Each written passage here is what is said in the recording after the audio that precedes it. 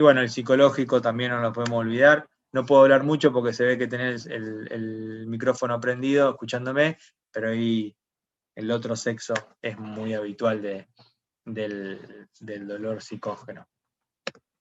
Esto No, dale tampoco es. tranquilo, dale tranquilo. Este tampoco es. Escúchame, Sí, te voy a preguntar, el dolor de la tromboembolia de pulmón, sí, los que tuvimos acá cursaron sin dolor.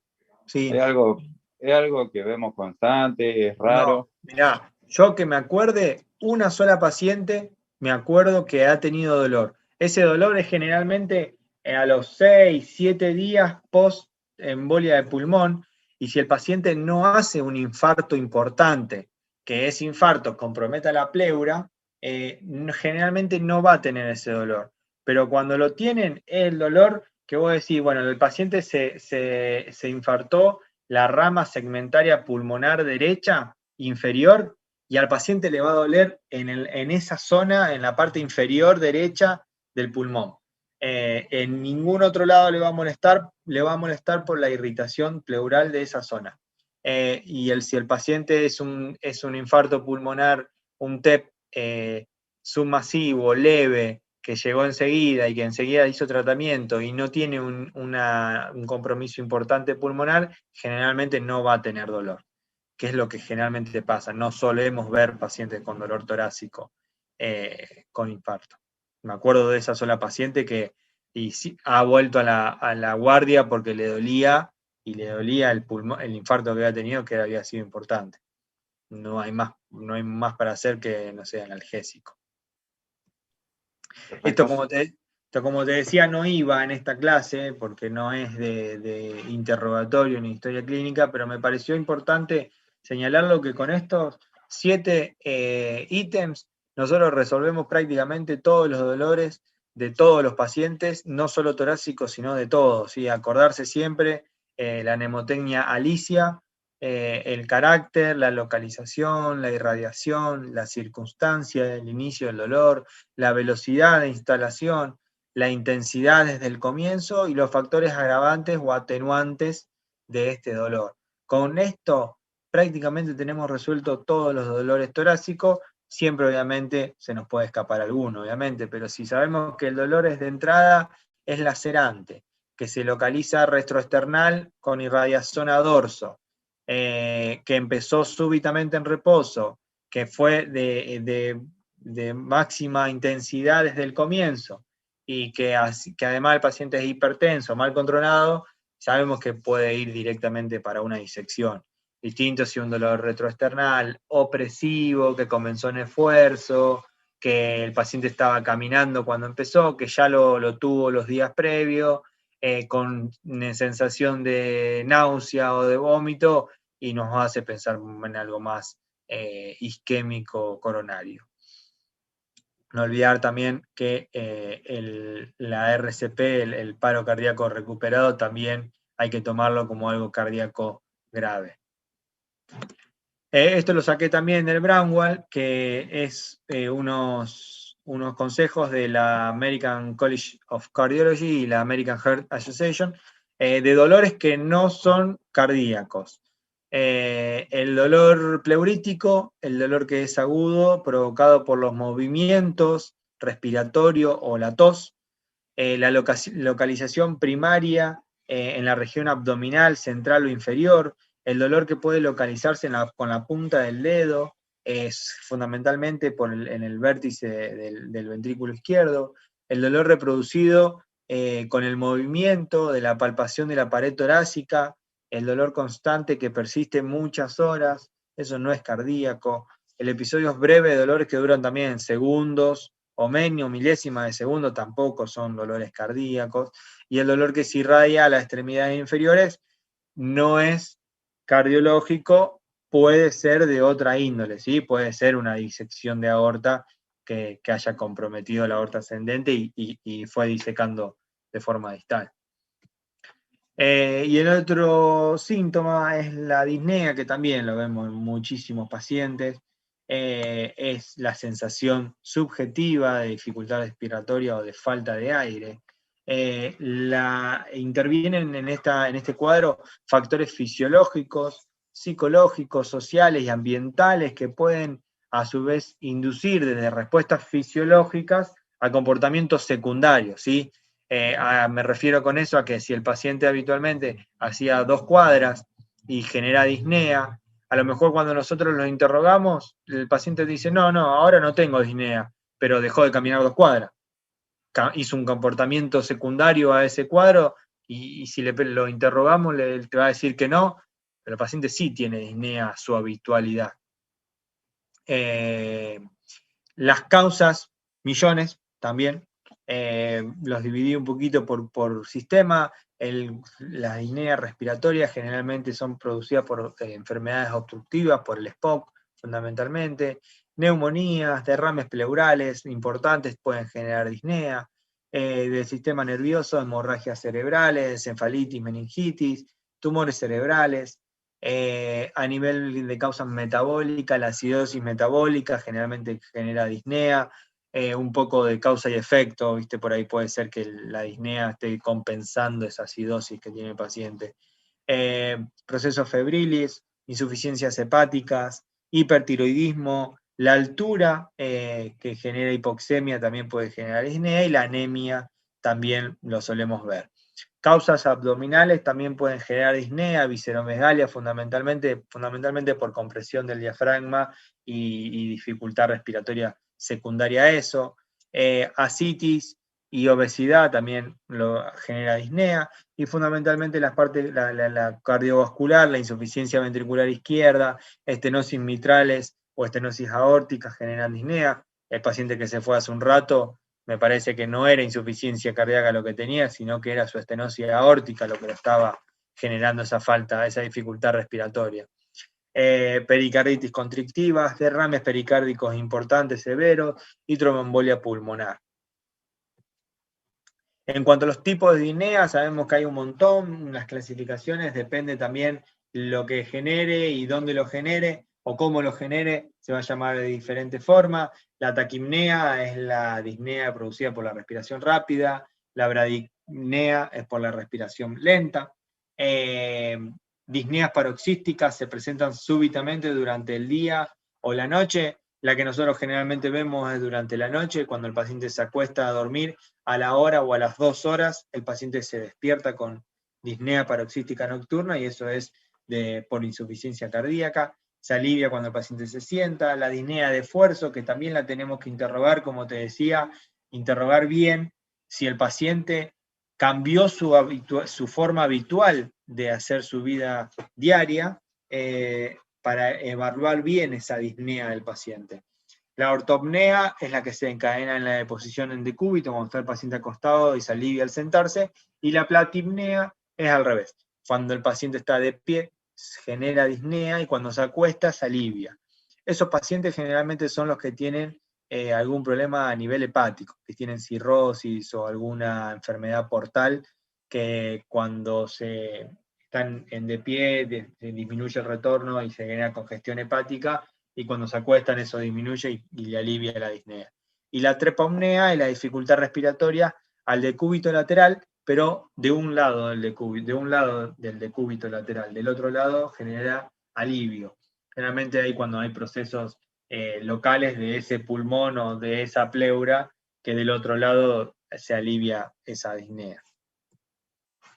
Lo mismo, no es de esta clase, pero un buen interrogatorio a nosotros nos ayuda mucho a saber si la disnea de este paciente es aguda o es crónica, si es repentina, si es progresiva, en qué momento del día le aparece, los factores desencadenantes o atenuantes, si lo alivia cuando sube una escalera o cuando se está vistiendo, antecedentes personales fundamentalmente, y es lo más importante para nosotros, los síntomas acompañantes que acompañan a esta disnea, si tiene tos, si tiene expectoración, si tiene dolor, si tiene fiebre, el tipo de disnea como ya hablamos, y cuantificar la clase funcional que para nosotros es la Biblia. En cuanto a eso, gracias. No, se me pasó el tío. Puse la clasificación de la New York Heart Association de la disnea de esfuerzo. Es una furia, ¿eh? Sí, volando. Esto es lo que más me importó recalcar, que el paciente en clase funcional 1, en cuanto a su disnea, es un paciente que nosotros sabemos que tiene una cardiopatía, pero que no le genera síntoma y no lo limita a su actividad física normal. El paciente que tiene una disnea clase funcional 2 es un paciente que tiene limitación leve a su actividad física normal, ¿sí? El paciente que camina 30 cuadras y que habitualmente no le pasa nada y que a partir de ahora le pasa a las 25 cuadras, a las 20 cuadras, eso ya es clase funcional 2 para este paciente, ¿sí? Que va a ser distinta para otro paciente que a lo mejor va de la cama al baño y eso ya es su habitualidad, y para él va a ser eso su clase funcional 2, ¿sí? Ahora, la clase funcional 3 es la que incluso la actividad física menor del paciente le genera los síntomas. Y la clase funcional 4 es la que ya conocemos, que es la que al paciente le genera los síntomas estando en reposo, ¿sí? Ahora sí, gracias. Y nada más, me pareció que era una clase para hablar muchas cosas, porque había un montón de signos y síntomas, pero quise hablar de los 2 o 3 que vemos todos los días. Perfecto, Gonzalo. ¿Listo?